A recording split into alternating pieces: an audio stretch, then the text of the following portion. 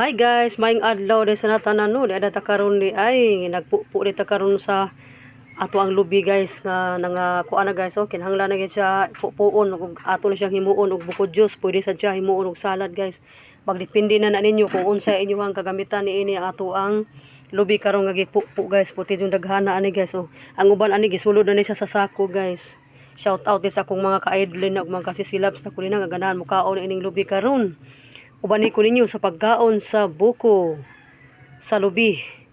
Pero ato ra gining ditsuon og kaon guys, dili nato ni siya sa gulan, dili nato ni siya ilamaw kay ang lamaw may tawag diri sa amoa. Kasagaran diri sa amoa guys no, lamaw gitawag diri sa amoa guys. Palagsara kay mimo gamit ani kanang himuon og salad. Amo diretso ra jud ning amoa diri guys. Lami kay sa nani guys. Tamis kay ang sabaw ani na guys. Uy mga ka-idol ko din ha. Kumusta naman mo din ha? Sa mabugnaw nga panahon kay walay init diri amo karon, milagro kayo walay init, murag kisdom padung ang kalangitan, murag di kani mag-ulan na sa drone. Uy ato na ni sugdan sa pagkaon sa lubi. Uy manginom na ta ninyo og tubig sa lubi guys, kay lami kay iinom guys.